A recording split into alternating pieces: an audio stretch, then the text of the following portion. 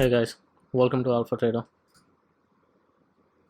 Today we're going to be going over a lot of our Forex analysis for the current week and the coming week. We've got a lot of mails telling us to put in a video rather than sending out those trades. They want to be able to see how well we're able to analyze the markets. So today we're going to be going ahead not only with the Forex market, but there's going to be a crude oil as well as a Bitcoin trade. We're going to show most of our analysis, the way we worked it out, the way a lot of the trading happens. So let's go ahead with it.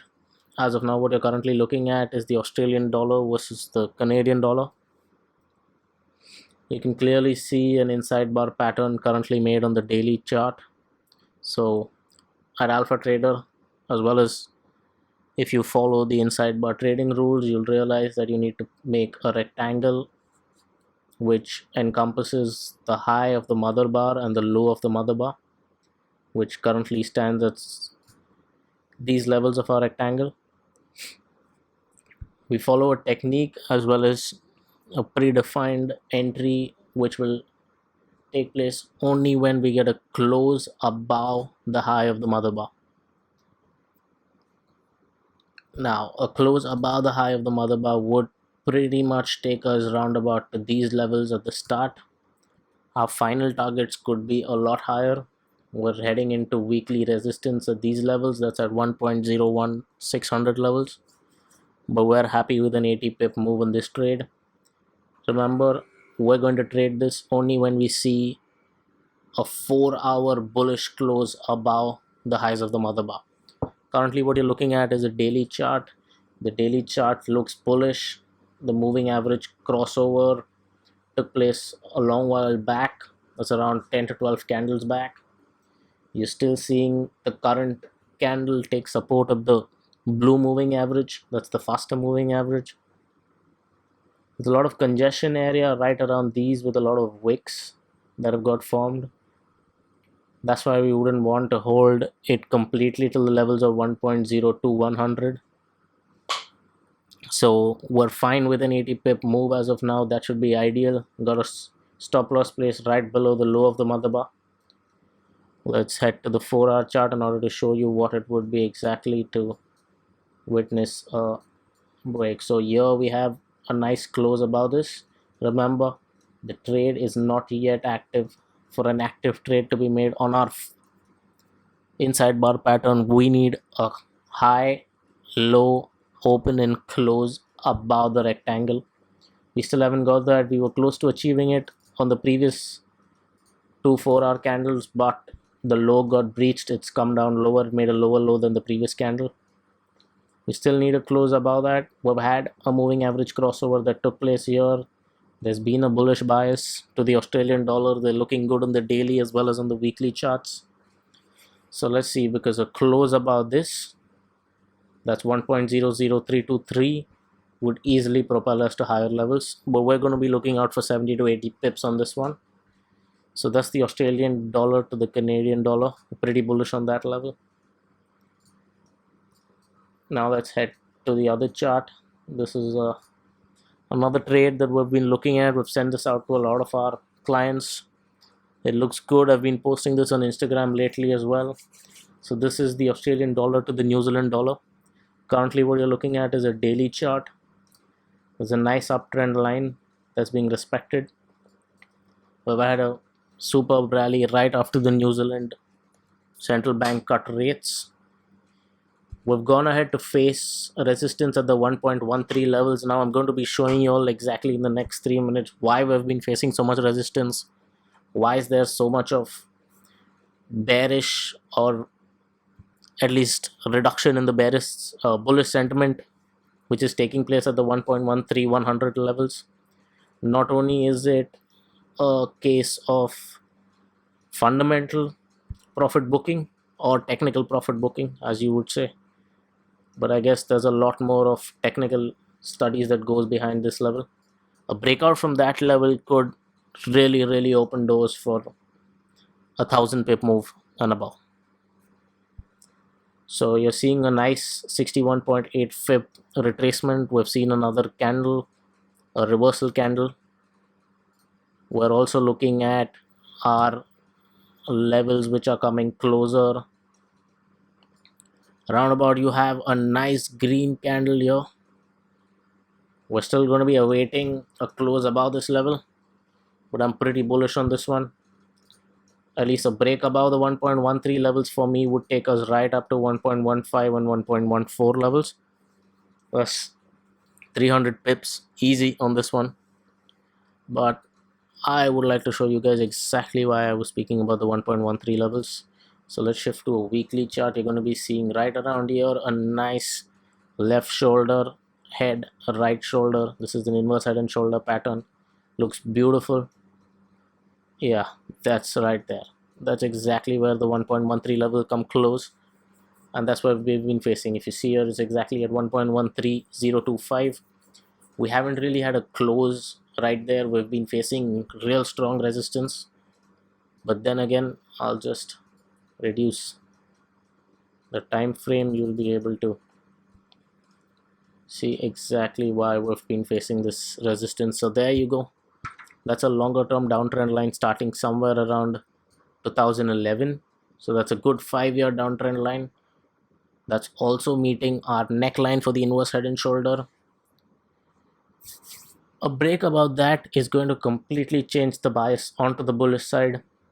We are looking at the inverse head and shoulder targets coming closer to 1.27 levels, but we would like to take our profit somewhere around the 1.25 levels. 1.25 would also come close to the previous resistance that it had faced.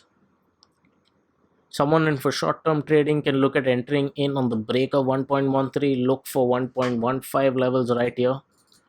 These are good levels to exit for a short-term trader. A longer-term trader, anyone with a good risk-reward ratio with the ability to hold for a longer period of time can look for those 1.25 levels. I shortly am going to be one of those heading towards the 1.25 levels.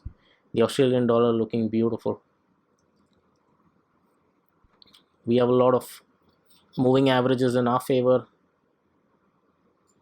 Let me just zoom in so I'm able to show you a lot more clearly. Yeah, that's the moving average crossover. That's what we needed. New Zealand central bank's been cutting rates. That's causing the New Zealand dollar to weaken, causing the Australian dollar to do well against the New Zealand dollar. We've seen some minor profit booking right here, but I'm still pretty sure that we are going to be heading higher. It might take a while because now we're into the weekly chart.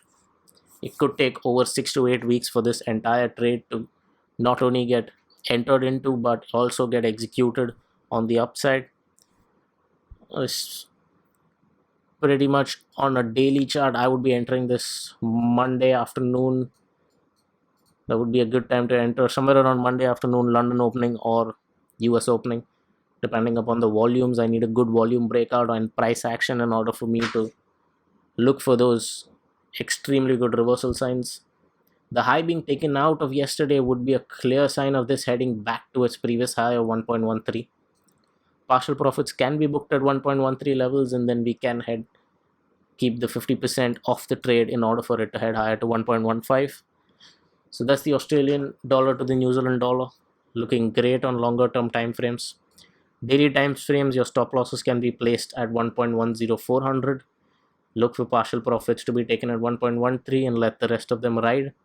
Keep the moving averages in your favor. Any close below the moving averages is a reason for you to cover up your positions. Okay, so let's head to the next chart. It's the GBP USD, and we're looking currently at a daily chart on the GBP USD. You see, I had this inside bar that was made roundabout on this time frame right here. That's the inside bar there, the red candle there. Now, so we took the high of the previous bar, that's the mother bar, and the low of the previous mother bar, and we have a rectangle there. We got a nice close above that. Let me just head to the 4-hour chart in order to show you what trade would look like. There you go. That's our trade right there. We entered in here because that was where our high, low, open and close was above the rectangle. We had a moving average crossover right here. We had volumes to our advantage too. Roundabout here is where we had our profit taking. That's because we didn't want to face any more resistance. It looked like it was getting overstretched, so we decided let's take our money and exit. Was on the daily chart. Now that the inside bar is over, let me just go ahead and delete that. But you are looking at a potential inverse head and shoulder. This isn't a trade yet, guys. We still need to wait out for a breakout from the neckline. But I would say eventually the GBP USD is the only trade which for me is looking bullish. Every other pound trade looks bearish to me. The GBP JPY, the GBP NZD, the AUD, they're all breaking into lower lows. This pretty much could be a good trade. We could be catching the end of the pound falling if this has to really do well. Again, we're facing some downtrend line resistance. If I just extend this right up to here, you're going to be seeing some good resistance.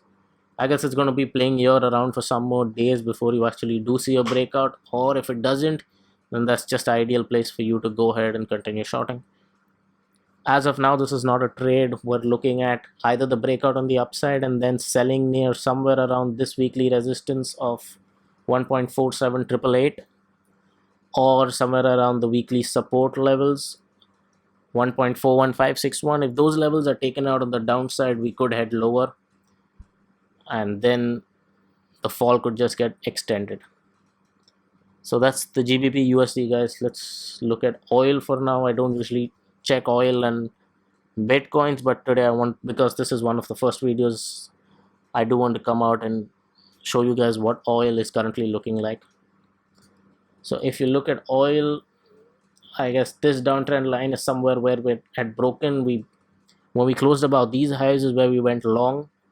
We exited early, now somewhere around 37, 38.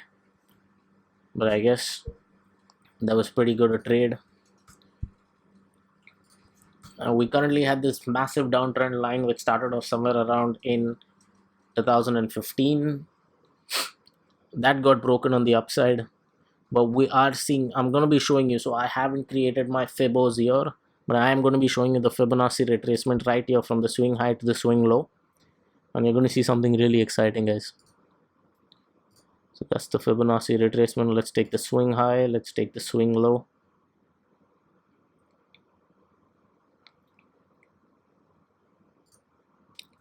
Now that's pretty much looking like we're entering back into spaces where we would be facing resistance really soon. This is one of the most important things, guys. The moving average crossover that's taking place. The last time the moving average crossover took place, we were somewhere around 30. We headed a good 33% higher. We reached 40, 41 levels. That was a big bullish move, but we are seeing lower lows, lower highs being created. It's been going on since a really long time. I guess we need to still be bearish before we actually do get bullish. We haven't yet seen signs of reversal or bottom formation. We're still seeing signs of bearish trends continuing. There are patterns that are bearish on oil. If we shift ourselves onto the weekly chart of oil, you can see a lot of this. The fall has been really bad. We should get back to our daily chart. Somewhere around these time frames is where we're expecting a close right below levels of 35.90. That should trigger a short trade for me. I'm going to be clearly looking at levels closer to 31 for the start. Oil is pretty volatile. Anything can happen with it over a small period of time, especially with the Doha output meeting. Saudi Arabia could be cutting soon. That's the news that's being heard, but it's pretty tough in order to decide whether it's going to be heading lower or higher. Technically for me, as I look at technical charts, we are heading back to 31.25 levels. We seem to be pretty bearish on these levels. So let's look at the last chart, guys. That's the Bitcoin against the US dollar. Now this is somewhat of a symmetrical triangle, a pretty good one. We're expecting a breakout pretty soon. As of now, we're not currently trading it. We traded this long from right here. As soon as we got to close above the level of 389, that was around the 15th of Feb of this year. We had a nice move up right up till here. We didn't catch the whole trade. We caught it. We ended up getting out somewhere around the levels of 424, 425. We didn't play this entire downtrend, but we are seeing a symmetrical triangle being created on this chart. We're going to await a breakout on this chart in order for it to give us clear signs of where we should be placing our long trades or our short trades. The length of the symmetrical triangle looks pretty much to be around from the levels of 458 to the levels of 358. That's 100 points on the Bitcoin. So the move that you would be seeing after the breakout on the upside or on the downside should be pretty much 100 points. Keep your targets there. Do manage to keep a good risk reward ratio. Trade within your money management rules. Don't risk everything. You could burn your fingers. It's a volatile trade just like that of crude oil. So trade with caution, but guys, keep an eye on the symmetrical triangle. Wait for the breakout to make the trade. Don't make the trade in order for it to head towards 437. That's just 17 rupees. That's not going to be a big huge move compared to that of the 100-point move that we're going to be expecting. Anyway, so that's all about it. We've covered 5 charts. That's the AUD CAD, the AUD NZD, the JPP USD, the crude oil, as well as the Bitcoin. Looking forward to come up with a new video pretty soon. Go ahead and like the page. You can follow us on Instagram. My link's going to be pasted on the description. Let me know if you like our analysis. You can subscribe with us, and you'll be getting all of our new videos pretty soon.